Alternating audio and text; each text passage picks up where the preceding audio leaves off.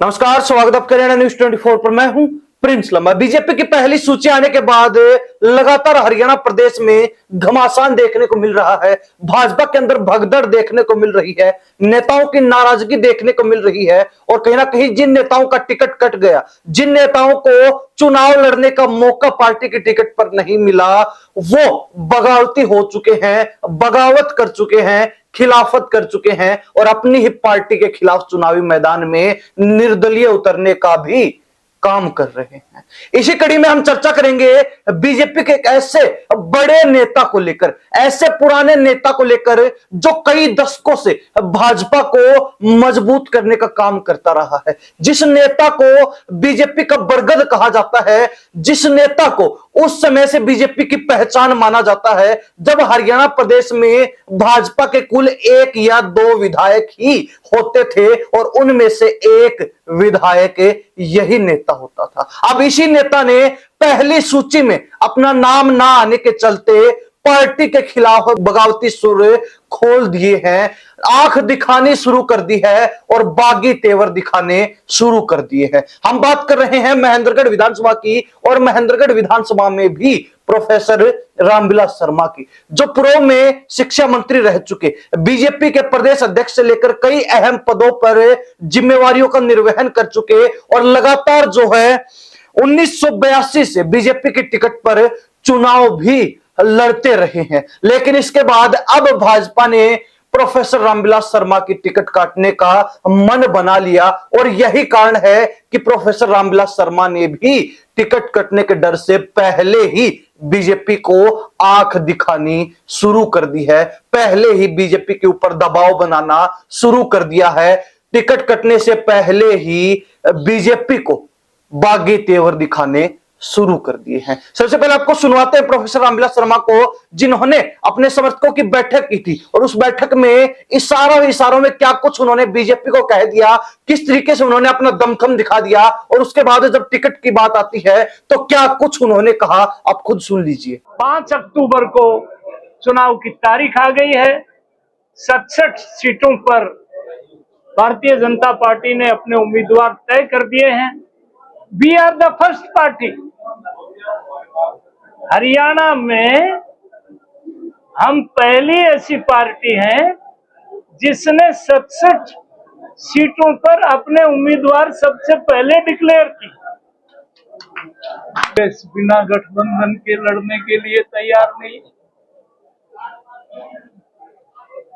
आम आदमी और अखिलेश जी कल हुड्डा साहब बैठक से वॉकआउट करके आ गए।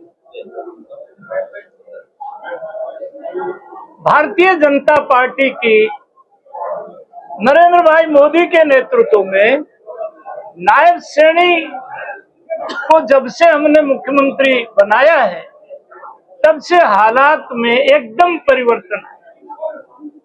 और मैं पत्रकार छायाकार मित्रों को कहना चाहता हूं कि कांग्रेस ने सवाल पूछने की यात्रा शुरू की, आना वो यात्रा खत्म हो गई। आदरणीय बहन शैलजा ने जिस दिन से ये कहा कि मैं विधानसभा चुनाव लड़ना चाहती हूँ, उस दिन से खलबली मच गई है और बहन जी ने सिरसा से चुनाव यात्रा शुरू की, आदरणीय चौधरी वीरेंद्र सिंह के गांव उचाणा में खत्म कर दी।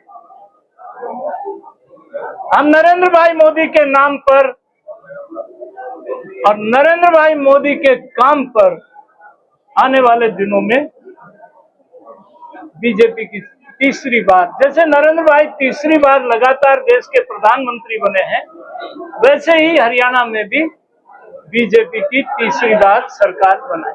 मैं पूरे हरियाणा से लड़ूंगा। आनंद 2013 में आप लोगों ने देखा था हेलीकॉप्टर उतरते हुए चढ़ते हुए। ये हरियाणा की 36 बिरादरी ने 2014 में, मैं अकेला एमएलए भी था 91 में और पार्टी ने मुझे प्रदेश अध्यक्ष बनाया 14 में। इसी हरियाणा की 36 बिरादरी ने, गरीब गुरबे ने बीजेपी की पूर्ण बहुमत की सरकार बनाई कि नहीं बनाई?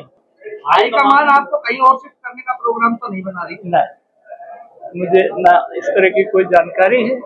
और आपको बीजेपी कब नामांकन करेगी आपको बहुत समय रहते हुए बताया। क्या कारण रहा कि सर नारनौल और अटेली की सीट होल्ड पे रखी गई? नारनौल महेंद्रगढ़ सीट होल्ड पे रखी गई। ये तो देखिए, जो बड़ी पार्टियां होती हैं और जो पार्टियों के पुराने लोग होते हैं, कई बार पार्टी को कई तरह की बातों पर विचार करना पड़ता है।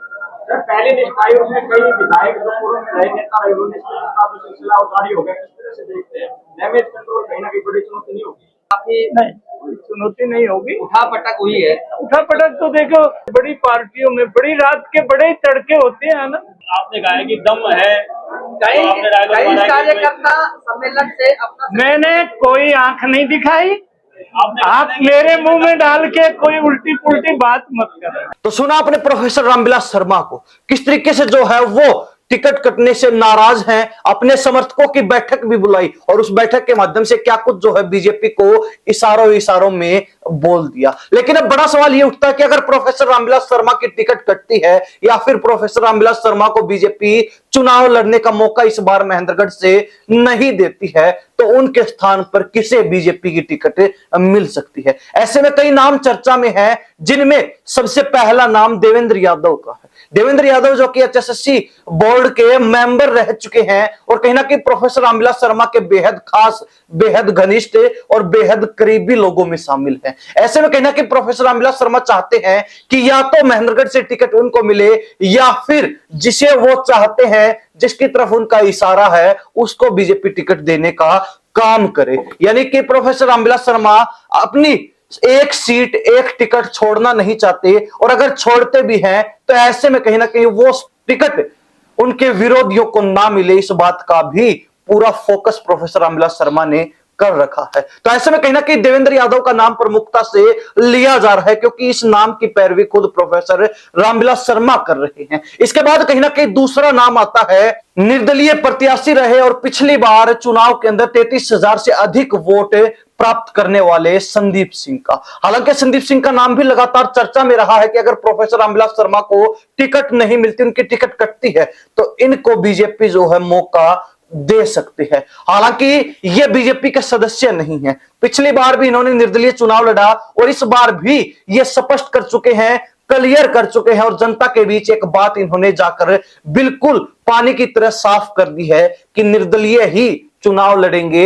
महेंद्रगढ़ की जनता ने जो टिकट दी है उससे बढ़कर किसी भी पार्टी की टिकट नहीं है, यह संदीप सिंह का कहना है। तो ऐसे में कहीं ना कहीं इनका नाम भी इस सूची से हट जाता है, क्योंकि ये निर्दलीय ही चुनाव लड़ना चाहते हैं। और इसके बाद जब बात आती है तो यहां पर एक चौंकाने वाला नाम अब सामने आ रहा है, वो नाम है बलवान फौजी का। बलवान फौजी जो कि 2019 में लोकसभा चुनाव इनेलो की टिकट पर लड़ चुके, हालांकि ज्यादा वोट प्राप्त नहीं कर पाए, फिर भी कुछ अपना जनाधार जरूर दिखा दिया। लेकिन 2019 में विधानसभा चुनाव के बाद से लगातार महेंद्रगढ़ हलके में सक्रिय हैं, महेंद्रगढ़ विधानसभा में सक्रिय हैं और एक के बाद एक गांव का दौरा कर रहे हैं, एक के बाद एक जो है गांव में जाकर जनसंपर्क करने का प्रयास कर रहे हैं, लोगों को अपने साथ जोड़ रहे हैं। हालांकि यह नाम पहले नया नया जरूर था, लेकिन जब से बलवान फौजी ने जिला मुख्यालय की मांग उठाई है, महेंद्रगढ़ में जिला मुख्यालय अलग से बनना चाहिए, इस बात को जो है तवज्जो दी, इस बात के लिए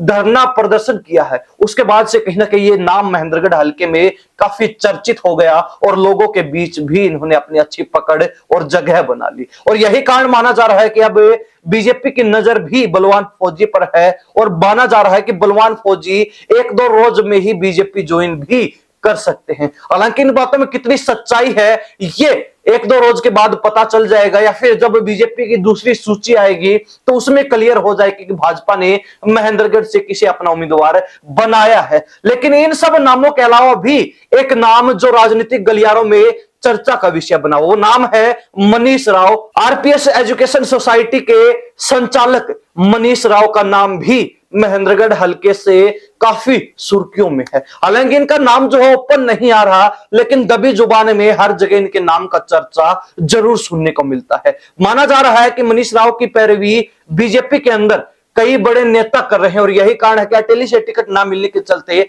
अब इनको बीजेपी महेंद्रगढ़ विधानसभा से चुनावी मैदान में उतार सकती है। लेकिन कहीं ना कहीं बड़ी बात यह है कि प्रोफेसर रामविलास शर्मा जो बीजेपी के बरगद माने जाते हैं, जिन्होंने 1977 में जनता पार्टी की टिकट पर पहला चुनाव महेंद्रगढ़ विधानसभा से लड़ा। उस समय ये जीत दर्ज नहीं कर पाए, लेकिन अगले चुनाव में यानी कि 1982 के चुनाव में इन्होंने भारतीय जनता पार्टी के टिकट पर चुनाव लड़ा और ये महेंद्रगढ़ से पहली बार विधायक बने। इसके बाद लगातार 4 बार 1982, 1987, 1991 और 1996 लगातार 4 बार यानी कि 4 योजना तक बीजेपी के टिकट पर विधायक बनते रहे। इसके बाद कहीं ना कहीं 2014 में 5वीं बार भी प्रोफेसर रामविलास शर्मा विधायक बने और 2014 के अंदर जितने वोट इन्होंने प्राप्त किए थे इतने वोट आज तक महेंद्रगढ़ विधानसभा के राजनीतिक इतिहास में कोई भी नेता प्राप्त नहीं कर पाया है। हालांकि लगातार 1982 से बीजेपी के टिकट पर चुनाव लड़ते रहे हैं, चाहे चुनाव जीते हों चाहे हारे हों, लेकिन बीजेपी की टिकट प्रोफेसर रामविलास शर्मा के अलावा कहीं भी नहीं गई। और यही कारण है कि अब एक बार फिर प्रोफेसर रामविलास शर्मा अपना आखिरी चुनाव बताकर, अपना आखिरी दाव बताकर बीजेपी की टिकट चाहते हैं और इस बार भी महेंद्रगढ़ से चुनाव लड़ना चाहते हैं। हालांकि माना जा रहा है कि रामविलास शर्मा को बीजेपी की तरफ से यह ऑफर मिला है कि वो महेंद्रगढ़ के अलावा किसी अन्य सीट से चुनाव लड़ ले, जिस समय माना जा रहा है कि उनको गन्नौर से भी ऑफर दिया जा रहा है, राई हलके से भी ऑफर मिल रहा है और नारनौल से भी माना जा रहा है कि प्रोफेसर रामविलास शर्मा को टिकट बीजेपी देने को तैयार है। लेकिन प्रोफेसर रामविलास शर्मा केवल और केवल महेंद्रगढ़ से ही चुनाव लड़ना चाहते हैं, महेंद्रगढ़ से टिकट लेने को लेकर अड़े हुए हैं और लगातार जो अपने नाम की पैरवी कई बड़े नेताओं के माध्यम से हाईकमान के सामने करवा रहे हैं। ऐसे में कहीं ना कहीं अब देखने वाली बात यह रहेगी कि इस बार प्रोफेसर रामविलास शर्मा बीजेपी की टिकट लाने में एक बार फिर कामयाब होंगे या फिर बीजेपी की बातों से इस बार प्रोफेसर रामविलास शर्मा को संतुष्टि ही करनी पड़ेगी। जिस तरीके से राजनीतिक गलियारों में चर्चा चल रही है कि प्रोफेसर रामविलास शर्मा को भाजपा ने गवर्नर बनाने का भी ऑफर दे दिया है, लेकिन वो अब तक इस ऑफर को स्वीकार नहीं कर रहे हैं। तो ऐसे में क्या लगता है, अपनी राय कमेंट के माध्यम से जरूर दीजिए कि बीजेपी इस बार प्रोफेसर रामविलास शर्मा की टिकट काट सकती है, उनको गवर्नर बनाकर किसी अन्य प्रदेश में भेज सकती है और कहीं ना कहीं अगर किसी नए चेहरे को महेंद्रगढ़ में मौका मिलता है तो किस नाम पर फिलहाल चर्चा चल रही है, किस नाम को लेकर राजनीतिक गलियारों में सबसे अधिक जिक्र है। अपनी राय कमेंट के माध्यम से जरूर रख दीजिए। इन सब बातों के साथ प्रिंस लांबा, हरियाणा न्यूज़ 24। नमस्कार, जय हिंद।